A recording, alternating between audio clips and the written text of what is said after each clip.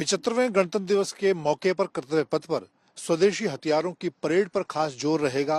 इस वक्त हमारे साथ डीआरडीओ के चेयरमैन डॉक्टर समीर वी कामत हैं। सर, मैं आपसे जानना चाहूंगा, इस बार आत्मनिर्भरता पर काफी जोर दिया जा रहा है। ऐसे कौन से सिस्टम हैं, हथियार हैं जो डीआरडीओ ने तैयार किए हैं खासतौर से, और इस परेड के दौरान भी नजर आएंगे हमें? तो इस बार जो थीम है वो नारी शक्ति की है। तो हम लोग इस बार जो डिस्प्ले करने वाले हैं वो हमारे जो मिसाइल सिस्टम्स हैं, जहां नारियों ने बड़ा रोल प्ले किया है, जो वहां वुमेन साइंटिस्ट ने बड़ा रोल प्ले किए जाएंगे। और अभी हम देखें कि ऐसे कौन से हथियार हैं जो खास तौर से पिछले दिनों में तीनों सेनाओं को दिए गए हैं। हम मेक इन इंडिया के तहत अलग अलग, चाहे इस बार हम देख रहे हैं एलसीए तेजस भी राजपथ की परेड में शामिल होगा। बहुत सारे ऐसे कौन से हथियार हैं जो हाल के दिनों में जो सेना में दिए गए? देखिए, जब से जब से प्रधानमंत्री जी ने ये आत्मनिर्भरता का स्कीम शुरू किया है, तब से काफ़ी नए प्रोडक्ट्स जो इंडिजिनसली डेवलप हैं किए गए हैं, वो अभी इंडक्ट होने लगे हैं। तो पहला तो एक एटैग्स है जो जल्दी इंडक्ट हो जाएगा। अर्जुन मार्क 1A है, क्यूआर सैम है, आकाश सिस्टम है। अभी आकाश एनजी का भी फाइनल यूज़र ट्रायल हो रहा है, तो वो भी जल्दी इंडक्ट हो जाएगा। फिर हमारे काफ़ी सोनार्स और रडार्स इंडक्ट हो रहे हैं। एक एडवांस लाइट वेट टॉर्पीडो भी जल्दी इंडक्ट हो जाएगा। तो काफ़ी नए सिस्टम्स आ रहे हैं जो अभी इंडक्ट हो रहे हैं। सर, एटेक्स को लेकर हम बात करेंगे क्योंकि भारतीय सेना को लंबे समय से इस तरह आर्टिलरी गन की रिक्वायरमेंट थी। हमने देखा कि प्राइवेट सेक्टर के साथ आप उसको डेवलप कर रहे हैं। पिछले साल लाल किले पर भी उससे फायरिंग हुई थी। तो किस तरह से अटैक्स क्या समय सीमा हम मानेंगे कि वो पूरी तरह से सेना में शामिल हो जाएगी? देखिए, मार्च तक ऑर्डर प्लेस होना चाहिए, फिर उसके बाद 1 साल के बाद इंडक्ट होना शुरू होगी।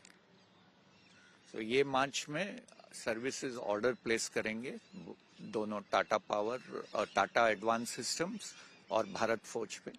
उसके बाद फिर वो प्रोडक्शन करके 307 गन की ऑर्डर होगी, तो फिर प्रोडक्शन इमीडिएटली ऑर्डर के बाद शुरू होगा, और within 1 year some guns will start getting inducted. और इसमें प्राइवेट सेक्टर के लिए क्या भूमिका आप देखते हैं?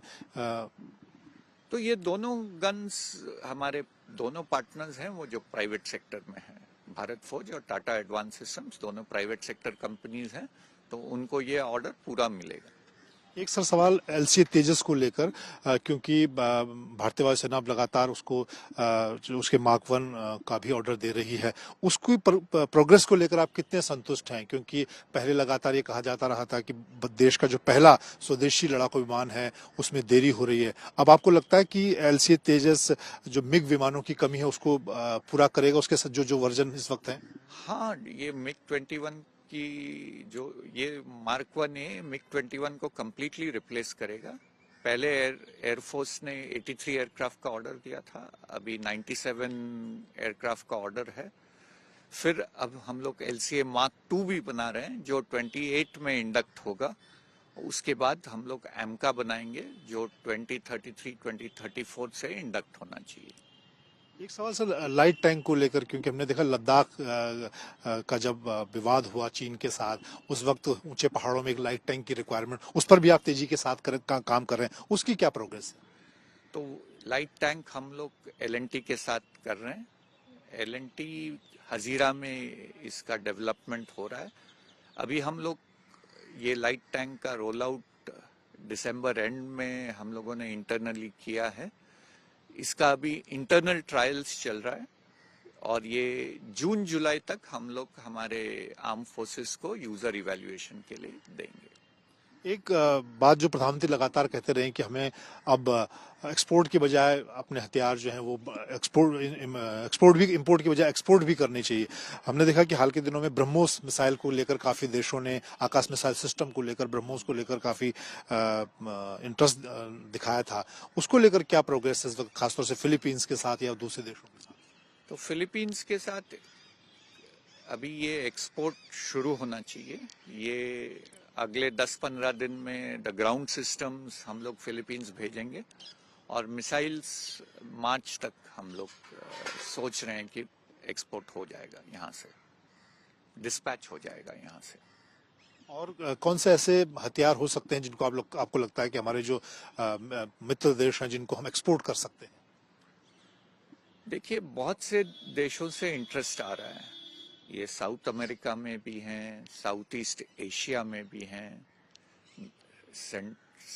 हम कहेंगे सेंट्रल एशिया से भी हैं, तो काफी जगह से इंटरेस्ट आ रहा है, अफ्रीका से भी इंटरेस्ट। कौन से ऐसे हो सकते हैं जो सिस्टम्स की बात करें तो पिनाका में काफी इंटरेस्ट आ रहा है, एटैक्स में काफी इंटरेस्ट आ रहा है, हमारे सोनार्स और रडार्स में काफी इंटरेस्ट आ रहा है, टॉर्पीडोज में भी इंटरेस्ट आ रहा है, हमारे कम्युनिकेशन सिस्टम्स में भी इंटरेस्ट आ रहा है।